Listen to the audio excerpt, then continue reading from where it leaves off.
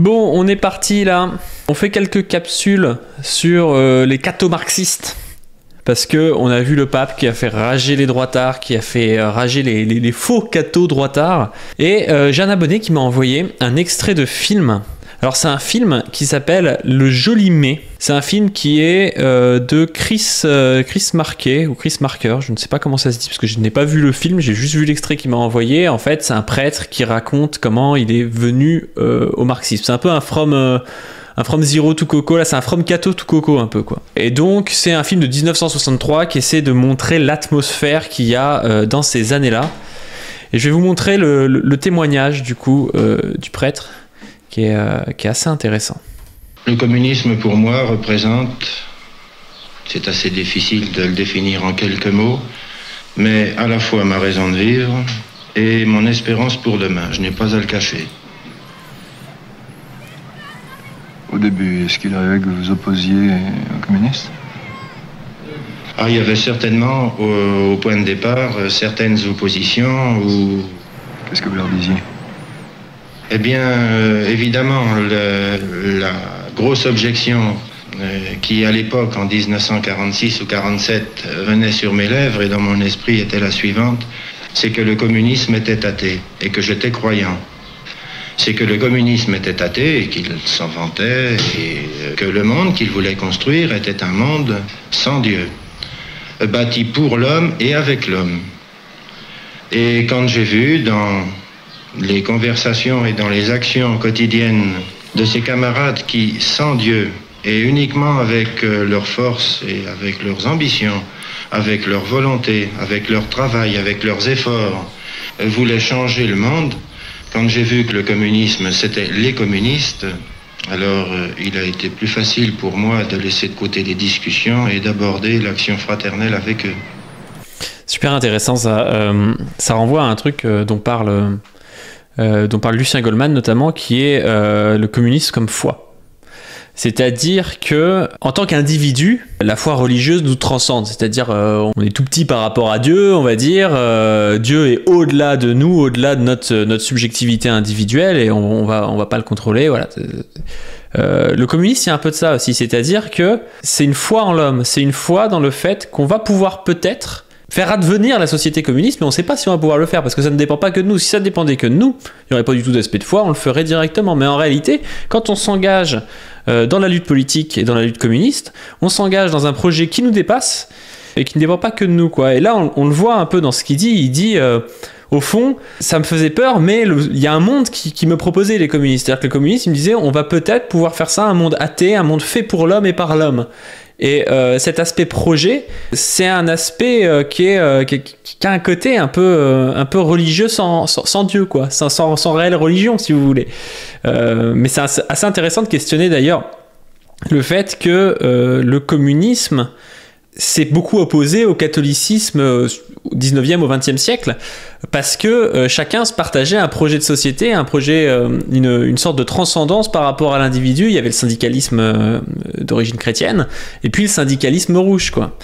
Et ces rapports-là, je trouve qu'il faut les questionner aujourd'hui, parce qu'aujourd'hui, nous, on n'a plus cet imaginaire-là. C'est-à-dire que l'imaginaire communiste, il est totalement verrouillé, parce qu'on nous a appris à détester le communisme. On nous a appris à dire non, mais le communisme réel, c'est vraiment de la merde, c'est que des crimes, ce qui n'est pas vrai, hein, mais on nous a vraiment un peu rabâché ça, ce qui fait qu'on n'arrive plus à se projeter dans un projet commun. Et moi, c'est ce que j'aime bien dans les discours d'un Mélenchon, c'est que Mélenchon, il arrive à nous faire nous projeter dans ce qu'il conçoit comme étant son programme. Alors c'est parce que c'est un bon politicien qui fait ça, et je suis pas sûr que son programme ce soit le nec plus ultra du socialisme, quoi. Mais il arrive à nous dire, regardez, on peut aller ensemble dans cette direction-là, dans une direction, je sais pas, plus écolo, plus féministe, plus démocratique, plus égalitaire au niveau économique, ou des choses du genre, quoi. Et ça, c'est pas rien, parce que quand on n'arrive pas à se projeter, en fait, on est tout seul, et on a tendance à tomber, du coup, dans des postures individuelles, où on voit beaucoup ça, par exemple, avec les militants, je sais pas, véganes, ou des trucs du genre, où ils vont avoir, malheureusement, tendance à s'enfermer dans une posture du genre, moi, je mange pas de viande. C'est quelque chose de peut-être louable, mais c'est pas quelque chose qui est de l'ordre du projet commun. On a pareil, d'ailleurs, dans les autres luttes, hein. Il y a des gens, souvent, je rapproche ça quand même pas mal de l'écologie, parce qu'on a une grosse écologie comme ça, qui est une écologie un peu individuelle, et qui manque de cet aspect collectif, quoi. Enfin bref, je vais pas couper la parole trop longtemps à ce monsieur, mais je pense que c'est quelque chose qu'on doit questionner, le fait que quelqu'un comme ça, à l'époque, peut se projeter, et qu'aujourd'hui, on a beaucoup plus de mal à se projeter. Vous êtes donc venu au communisme par le syndicalisme. Vous êtes d'ailleurs surtout militant syndical maintenant. Comment s'est effectuée votre rencontre avec le syndicalisme? C'est un militant qui est venu vers moi. Je me rappelle encore, enfin c'était à la sortie de la cantine. Il savait d'ailleurs, ou il venait d'apprendre, que j'étais prêtre et que je venais travailler en usine. La chose l'a surpris. Juste, on voit déjà, là il parle de la cantine, on voit aussi l'impact de la destruction des structures collectives en France sur notre capacité à s'organiser. Bon, il y a encore des cantines, c'est pas le problème, mais quand même à une époque où il y avait des énormes usines, où les gens avaient des jobs plus ou moins stables, où ils restaient longtemps, c'était beaucoup plus simple de faire de l'organisation que quand t'es ubérisé et quand t'es en intérim, et puis que tu t'es toujours amené à voyager et tout, un peu contre ton gré souvent, pour créer des choses collectives. Et c'est pour ça qu'on doit se réinventer et qu'on doit trouver des autres formes d'organisation, qu'on peut pas juste se contenter de dire ah bah c'était mieux avant, les organisations marchaient mieux. Oui, en fait c'était pas les mêmes conditions sociales. Il ne pouvait pas concevoir, lui militant cégétiste, qu'un prêtre puisse venir sans arrière-pensée partager les conditions d'existence, les conditions de travail de tous ses camarades. Son premier sentiment était certainement un sentiment de méfiance. Mais il m'a proposé la carte syndicale. Est-ce que tu veux adhérer à la CGT? J'ai réfléchi, j'avais déjà réfléchi, j'ai dit oui. Donc depuis 1946, je suis adhérent et militant de la CGT. Mais le véritable problème n'était pas seulement de travailler comme mes autres camarades. Le problème pour les militants qui m'entouraient était de savoir si, oui ou non, ma participation à leur lutte, du fait que je venais de prendre la carte syndicale, était une participation sans arrière-pensée, authentique. Si j'acceptais, autrement dit, de lier ma vie à la leur, de lier ma lutte pour mes revendications personnelles à leur lutte à eux, mais sincèrement, et sans qu'un beau jour l'Église ne vienne me dire ça suffit, rentre dans le giron de l'Église maintenant, l'expérience est terminée, et c'est pourquoi depuis 1946 j'ai tenu absolument à ce que ce ne soit pas une expérience, mais que ce soit ma vie, tout simplement. C'est dans le fond même le nœud du problème. L'Église a voulu tenter une expérience en espérant que nous resterions toujours en deçà d'une compromission ou d'une adhésion trop complète à cette lutte ou à ces luttes. Ça me tue, l'Église qui essaie de faire de l'entrisme dans le syndicalisme.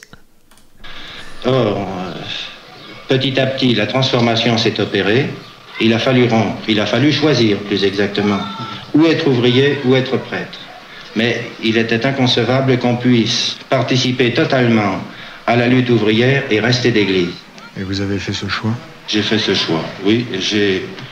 Lorsque l'Église nous a demandé, en 1953, d'opter entre l'Église et la lutte ouvrière, j'ai préféré, par fidélité à ma prise de carte de 1946, rester totalement ouvrier et continuer de participer journellement, et je pense pour toute mon existence, à la lutte de la classe ouvrière. Quel chat, putain! Non, moi je trouve que le témoignage il est génial.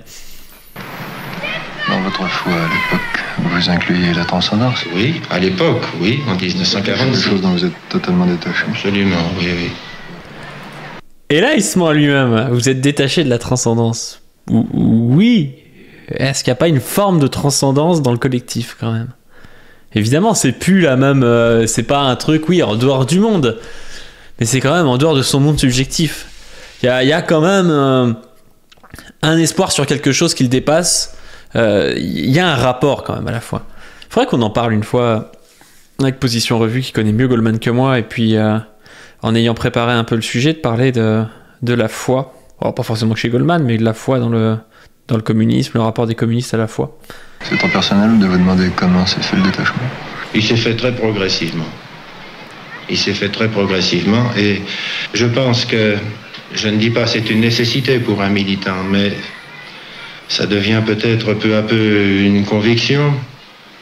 Je me trouve tellement pris dans la nécessité, enfin ma conviction est telle, que la transformation de la société doit se faire pour que les hommes soient plus heureux, que je vais peut-être employer une locution un peu brutale, mais je n'ai pas le temps de m'occuper de Dieu ou de ses possibilités d'existence. Ça, c'est énorme. C'est énorme. C'est pas un laïcard bas du front qui essaie de te prouver par A plus B que Dieu n'existe pas. Il dit, au fond, Dieu ne sert à rien. C'est ça qu'il dit.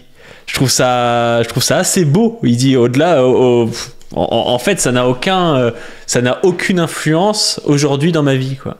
Bref, moi je suis bandeur de ce genre d'extrait, donc si vous en avez, envoyez-les-moi, on se regardera ça. Moi j'ai aucune culture cinématographique, donc ça me permet de découvrir ça, et puis ça permet peut-être à certains de découvrir aussi, ou de re-regarder. Assez dangereux de jouer sur ce terrain, le communisme est plutôt du côté de la connaissance objective des rapports de force sociaux. La réaction plutôt sur la foi, le subjectif, l'intuition. Ben, là tu tombes, je trouve, dans une approche où tu fais une dichotomie totale, si tu veux, entre des rapports de force et puis la subjectivité et même la foi. Mais en fait, c'est pas opposé, la subjectivité et le fait qu'il y ait des rapports de force dans la société qu'on peut connaître objectivement. Et là, quand je te parle de foi, que je te parle de transcendance, c'est par rapport à un collectif, ben, c'est quelque chose de factuel. Je veux dire, moi, je suis un militant. Je sais pas si on va gagner, en fait. Je l'espère. Mais c'est de l'espérance. Mais c'est déjà, tu vois, l'espérance, c'est déjà quelque chose qui est du lexique de la religion, de la foi. Moi, j'espère, je pense que c'est possible, mais je suis pas tout seul, en fait. Je suis pas tout seul et je sais pas ce qui va se passer. Et c'est aussi ça qui permet, qui fait qu'il y a une sorte de beauté et de dépassement de soi là-dedans.